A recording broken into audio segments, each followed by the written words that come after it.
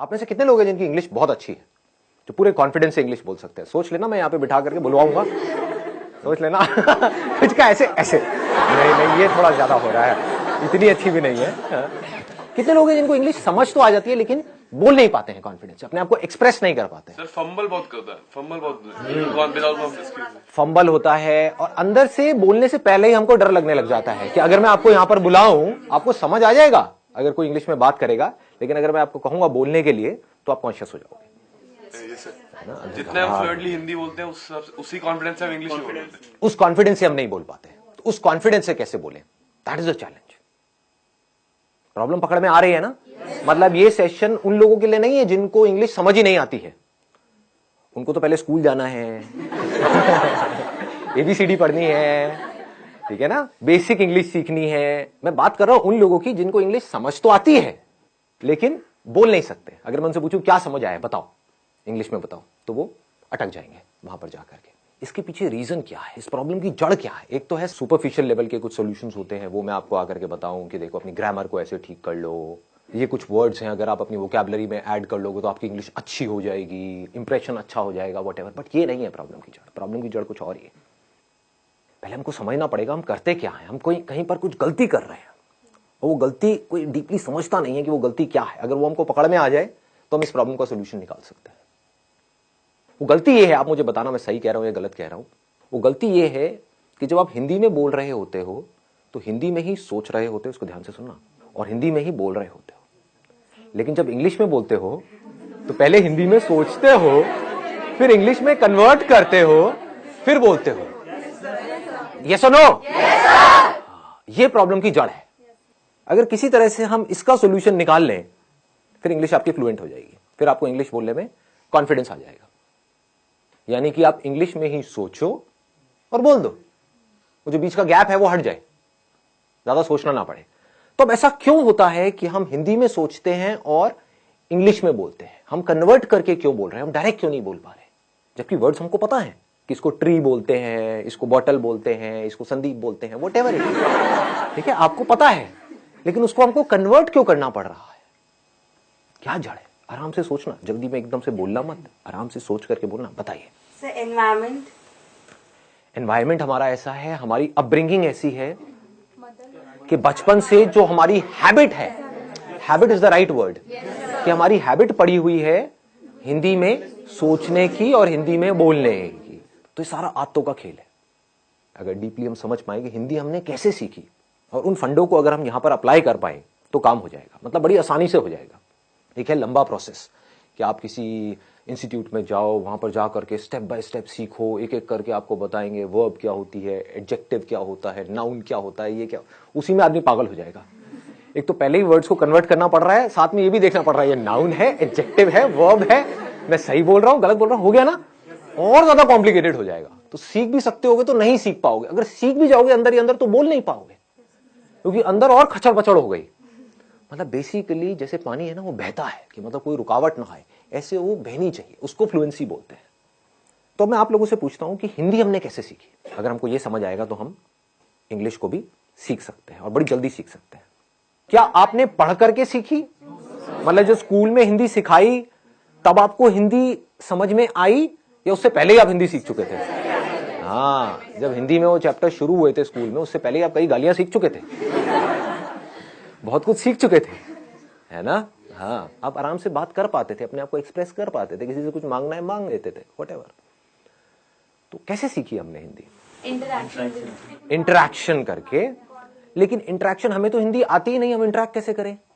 Interaction तो तब होता है जब दोनों लोग दोनों तरफ से इंटरैक्ट करें। तो पहले स्टेप में क्या हुआ था? ऑब्जर्वेशन। एब्सोल्युटली। मतलब हम लोगों को ऑब्जर्व करते रहते थे और कॉपी करते थे, इमिटेट।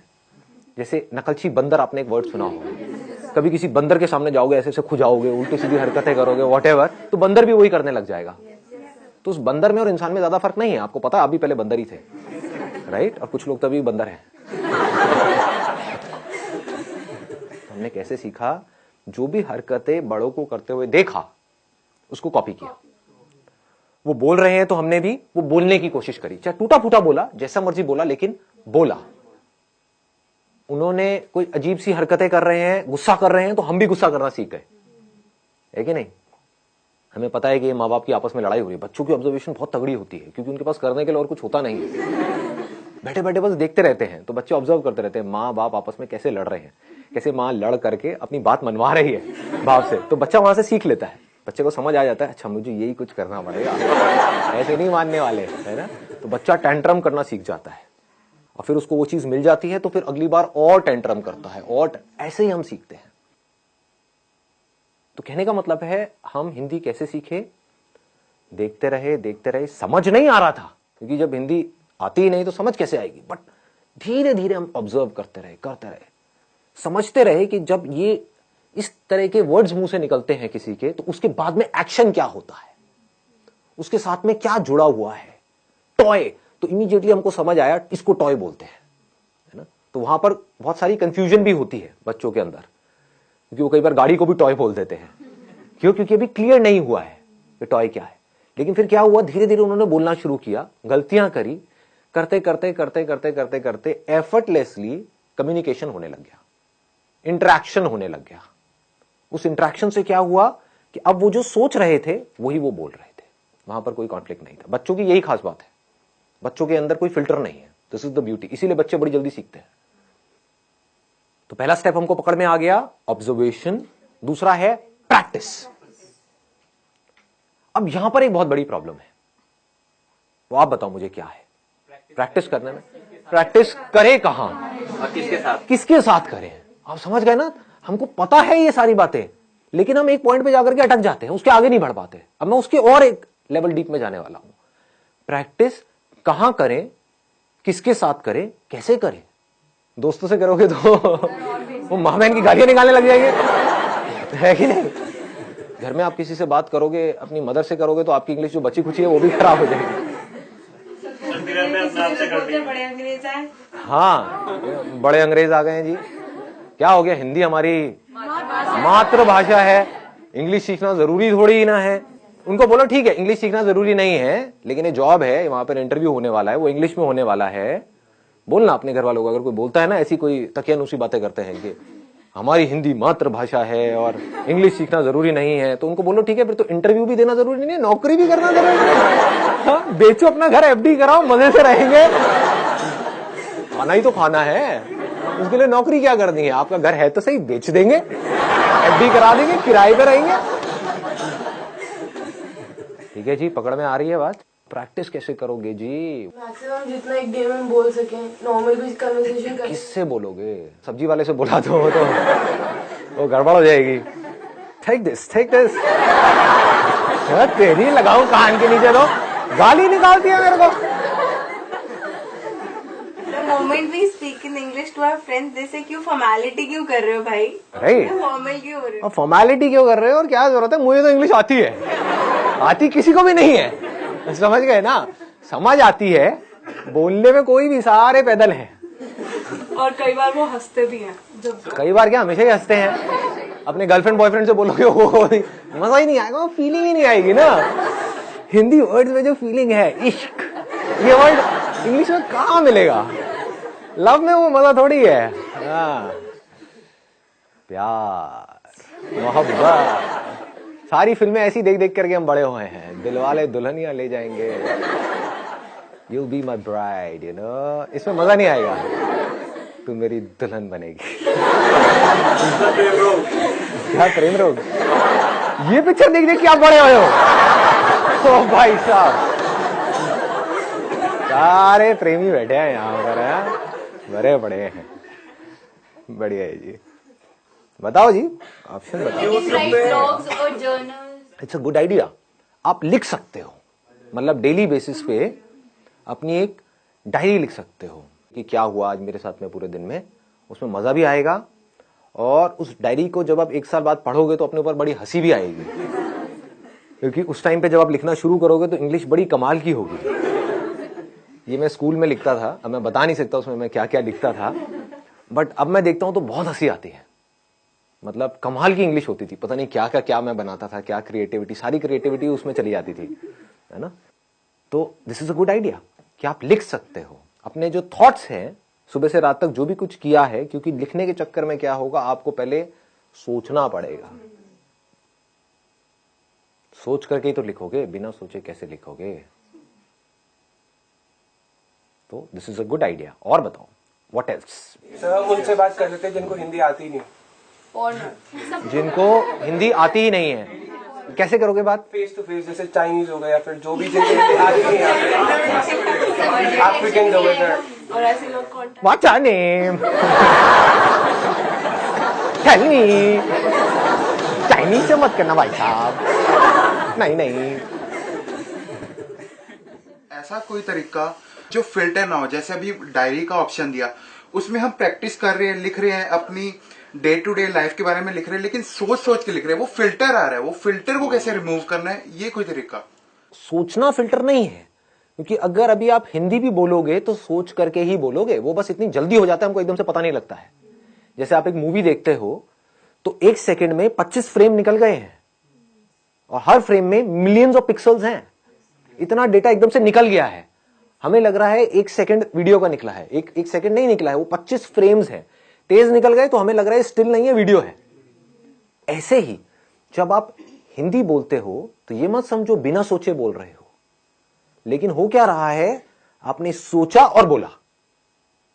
सोचना प्रॉब्लम नहीं है, क्योंकि बिना सोचे तो आप बोल भी नहीं सकते।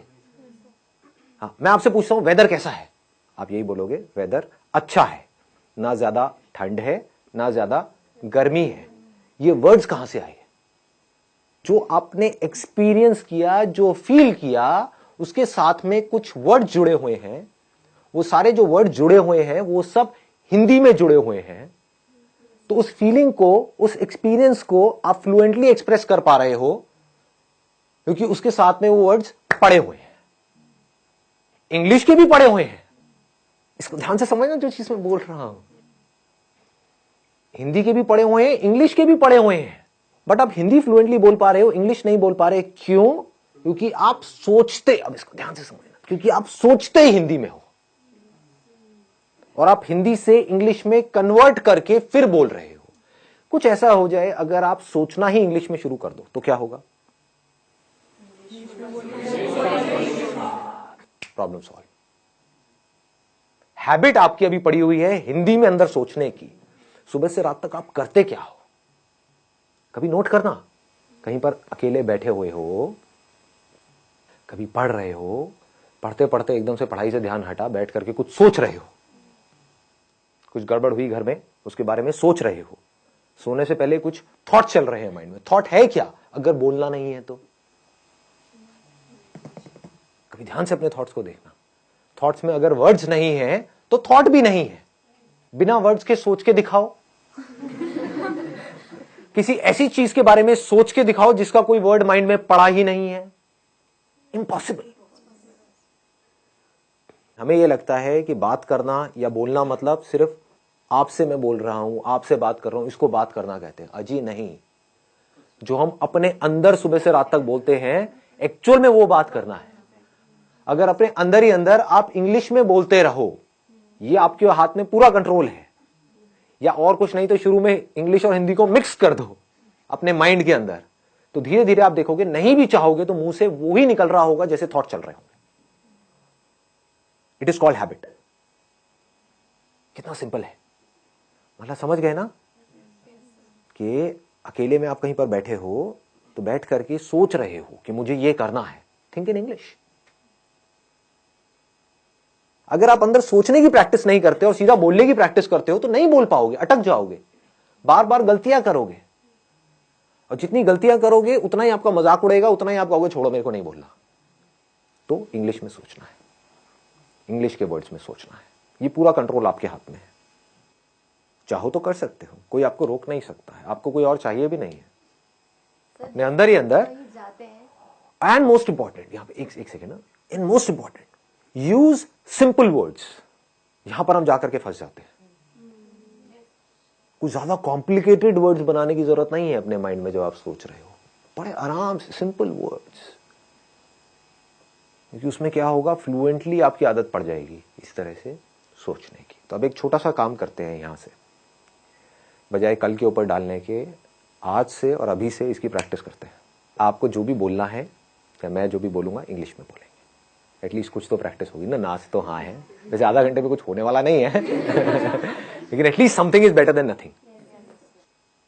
सोच सोच करके नहीं बोलना है, बोल देना है जो भी अंदर से आ रहा है। Sir, what we can do at our home is that we can ask our mother or father that you can give us any topic, any XYZ topic such as dog, water, anything, and we just have to speak for a minute on that topic. Extempore basically. So once a week, even if we do it. And we don't need to use these kind of words like extempore or whatever it is. So now what is going on is, like say we can have a practical demo as in what we need to do and what we don't need to do. And even if you commit some mistakes, it does not make any difference. My English is also not that good, but how does it matter? If there are people who are making fun of you, they are just giving a boost to their own ego. Yes. If you go and speak in English with a foreigner, they will never make fun of you. Because for them, it's not that important whether what you are saying is right or wrong. What is important is whether they are able to understand, like say, whatever you are trying to express. So sometimes it happens that like our generation is fond of online shoppings, or maybe like if there is a problem in the phone or something like that. So what we can do is instead is that we can call the customer care. There is an option that one is in English, the other is in Hindi. It's a great idea. They'll not judge you according to your voice, and you'll be able to get it that whether they are understanding your English or not. Yeah. And I know that there are some people who talk to these, who call up at these call centers and talk about all the shit stuff. Just for time pass. So now at least you are learning something. I think it's a great idea. Yeah. You can talk to them. Nobody will judge you. You can create an imaginary problem, right? Related to that product or service, right? Create an imaginary problem in your mind. Oh, I'm going through all this pain and suffering and whatever, and then feel it, and then call up. I'm so depressed because of this product. Ma'am, please do something. Nah. You'll get to know that whether they are like able to understand what you're trying to. They will understand. They have to understand because it's their job. The job of your friends is to make fun of you, point out your mistakes. This is where you are wrong, whatever. So it's all about right and wrong. But their job is not to tell you that your English is right or wrong. Their job is to understand whatever you are saying and then give you a solution. There are some things in life where you can't afford to be mechanical. You need to put some conscious effort in it. You need to think. Okay, what is it that I need to do? There is a problem. I need to figure out a solution. So here you need to consciously think about that particular problem and need to come out with a solution. So when you're busy, just try to understand the depth of this. When you're busy with finding the solution to a problem, you're so busy and so occupied that you're not concerned about being right or wrong. When we are busy in something, then we are not thinking too much about it. For example, you must have noticed, if you're speaking with a foreigner, some of your relatives or whatever, like say they are from UK or US and they've come to India at your home, and you're talking to them in English. Do you see what I'm saying? Now you are so busy in talking to them, you're not thinking about being right or wrong. So if you're trying to find out the solution of the problem which is right now there on the top priority, you would see the whole of the energy is going in finding out the solution. So this English will start coming out effortlessly. These thoughts, these words in English will start coming out effortlessly because this is what you desperately want and need. This is the power of our mind. I'm going in a different dimension. Like say, if your mind has to do something, if you are in a situation, for example, if there is a mother and a child, and the mother says, no, I don't have that much of energy in my body or whatever it is, right? But the moment her child is in danger, she will have so much of energy that she'll be able to fight with 10 people, all by herself. How was this energy released? Whenever there is a problem which is huge, then the mind releases energy to find out a solution. And mind has the power to do anything and everything. Interesting, no? Try to find out the solutions of the biggest problems in your life in English. That will take care of this problem of learning English. So, you will not have to put in effort to learn English. You will learn English automatically. As you learnt Hindi automatically. It's easy. It's easy. It's simple. Yeah. The major thing that discourages us to speak is like being judged by people. And like at the back of our minds, we always think what would the other person think about us. Let those people go to hell. Curse them in your mind. Stare करते हैं वो लोग कुछ गलत बोलते हैं. So English. Speak up with confidence. This is the key. You know what? Even if you're not confident, just pretend to be confident. Sir words mind में आ ही नहीं रहे हैं. कुछ दिनों से घर पे हूँ तो माइंड बिल्कुल ऐसे हो चुका है, हिंदी इंग्लिश के वर्ड्स तक नहीं आ रहे हैं. एक्चुअली एग्जाम्स थे, बस पढ़ाई वो सब ही चल रहा था, तो सर वो चीजें ही नहीं आ रही माइंड में जो मुझे सब कुछ आता था वो भी मैं भूल चुकी. ऐसा लग रहा है. What are you saying? I'm not getting it. I'm not getting it. I told you English, girl. Speak up. Sir मुझे बोलना गया था, मैं तो ये. It's okay, no problem. Anything I else? think we stammer or get stuck while speaking because we get short of words while speaking, and then we get short of thoughts also. So if we are in continuous, like we are reading or we are writing anything, so we are not short of thoughts, and consequently we are not short of words also. So one is that we are reading and writing and something to do with conversation. One is reading or writing like mathematics or something to do with science, because these kind of words, or chemistry or biology or physics, these kind of words we don't use in our day-to-day conversation. So we need to read something or listen to something or go through something which is related to our day-to-day lives. So maybe you can watch Friends. This is one of my favorite, like Breaking Bad. Game of Thrones. I've heard a lot about it, but I don't know what it is. Go for Big Bang. Big Bang Theory. MD House. No limits. In my old age home, these things are not there. So I have tried this thing. I used to think whatever goes on in my life. But what thought comes up is maybe I'm wrong. Whatever I'm thinking is wrong. So how would these things get correct? Like who will correct me? Even if you're wrong, how does it matter? That we need to understand again and again. Initially, whatever we do, we will be wrong. This is the problem because of which most of the people are not able to do what they really want to do, because they want to be right. This is a big trap. When you start doing something, anything for that matter, whether it is business or any kind of work or an art or a skill, what happens is we try to do it and we are not able to do it properly and we give it up. Even if you are wrong, it is not about a life or death situation. It is not Game of Thrones. Nobody is going to kill us or anything of that sort. At max, what can happen is, like, say, somebody will make fun of us. So what is happening is they are smiling, they are laughing. Right, because of us. So is it a problem or is it a good thing? Good thing. It's a good thing. Yeah, right. Because something good is going on because of you. Yeah.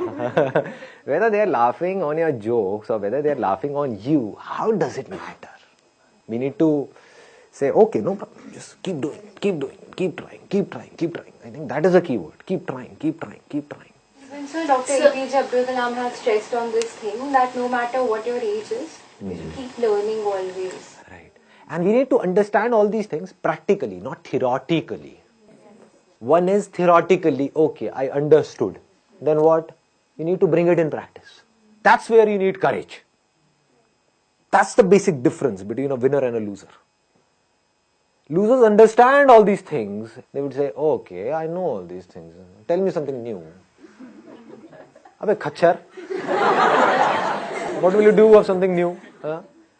Even if you get more and more of new information, so-called new information in your brain, which is as good as dead because you're not using that information to do something, to bring it into action, what will you do with that information?